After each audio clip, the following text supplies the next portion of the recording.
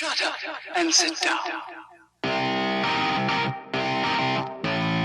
Vanakkam friends, I'm Simon from Nerd Safari, and if you enjoy our videos, as always, please remember to like, comment, subscribe, and hit the bell thing. That would be very kind of you indeed.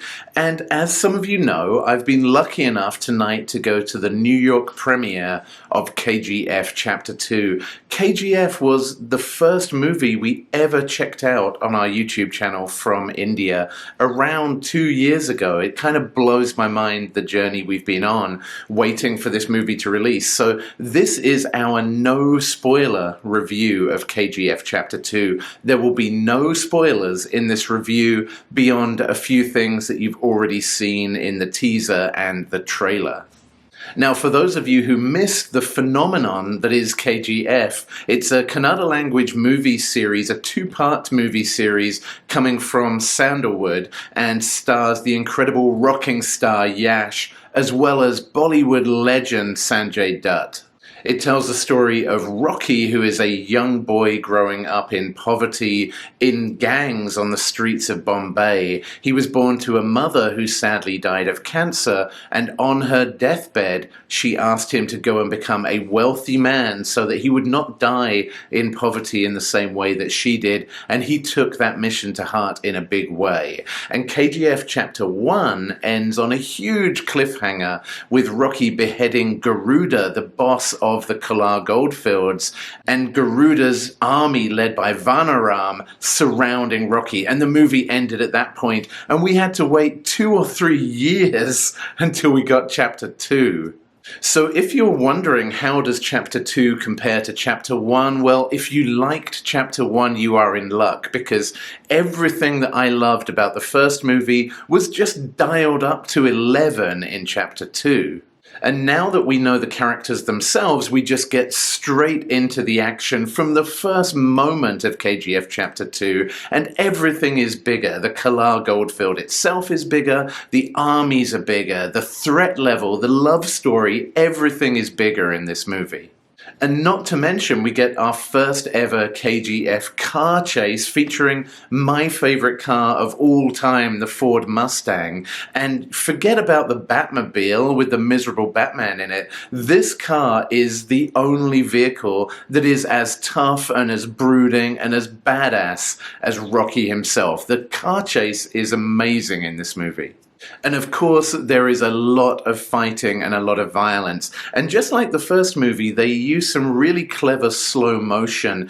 And what I noticed was it's not just slow motion around Rocky smashing people or stabbing people or bullets flying. Sometimes it's just a slow motion look. And Rocky has this disconcerting way of staring an enemy in the eyes while he's killing them. It's chilling and powerful and just speaks of tons of swagger. Now, KGF Chapter 1 had lots of moral themes running through it, and Chapter 2 is no different. Really, all of the morals from Chapter 1 still apply in Chapter 2, especially the story of Rocky's mother. And in fact, you could say that this movie is as much the story of Rocky's mother as it is about Rocky himself. But there's also a focus on what makes Rocky different to the other crime lords. You know, he is violent, he's killed people, he is running a crime syndicate, so why is Rocky different? And a lot of it comes down to merit. It's really Rocky's focus on rewarding people for their hard work, not just being born into a position of power. He's come from nothing, so he's one of the people, and he sees those people and rewards them for what they're doing. And he's really not a fan of these people who were born with a silver spoon in their mouths. I would say, though, that Rocky is far less perfect in this movie. He does not come out unscathed, and throughout the movie he battles with a number of demons. Now, some of those demons are internal demons, but one of them is, of course, the incredible Adira, played by Sanjay Dutt.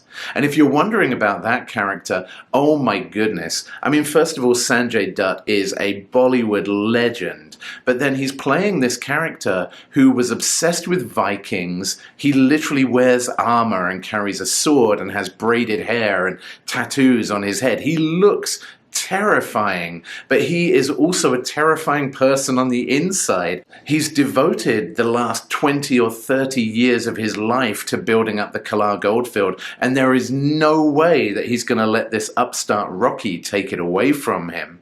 The thing I thought was interesting is Adira's character was actually very similar to Rocky's character, but not quite the same. It kind of felt like maybe Adira was the kind of person Rocky may become if he'd been involved with the Kalar goldfields and corruption for 20 or 30 years and it had corrupted him as a person. Or maybe what Rocky would have become if he lacked having his mother's voice in the back of his head. His mother is like this mentor in his head, his moral compass, always bringing him back to the right path. Adira doesn't have that and is definitely not on the right path. Now, the love story in this movie was pretty similar to the first in some ways. There were moments where it was romantic, where it was silly, where it was even funny, and there was comedy built in. But the love story also develops in this movie to a point where it can be both heartbreaking and heartwarming at the same time. And I'm not going to say anything more than that because I'm venturing into spoiler territory if I go any further down that road.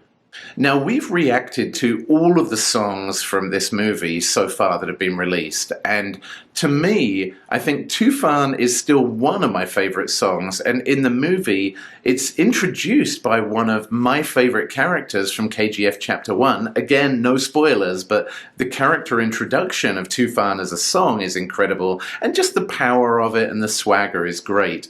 But Sultana, oh my goodness. At this point in the movie, Rocky's character has been through some stuff, has developed, has kind of a maturity to him, and rather than the boss that he is in Tufan, he really is becoming this emperor, godlike character by the time that you get to Sultana. So that is my favorite song in this movie by a mile. So we rated KGF Chapter 1 5 out of 5. How would I rate KGF Chapter 2? Well, when you combine the fact that you've got an incredible storyline, you've got great acting, you've got unbelievably good music, top-notch directing, really the whole package comes together. The wave of emotion that hits you during this movie is so powerful. I could only give this movie 6 out of 5, or 600 out of 5, or 6 million out of 5. Literally, I cried for the last half an hour. How could it be any less than 5? What an amazing movie. And I can only thank all the people who asked us originally to react to the teaser for KGF Chapter 2, all the people who asked us to check out KGF Chapter 1, because that was an incredible movie in its own right, and everyone who's supported us on our journey to this point. It's been amazing. Seeing the conclusion of KGF tonight was just a real emotional roller coaster of an experience, and I cannot thank you enough. Well, thank you again for watching tonight, and I hope you have awesome days, and I'll see you very soon, friends, on the next Nerd Safari.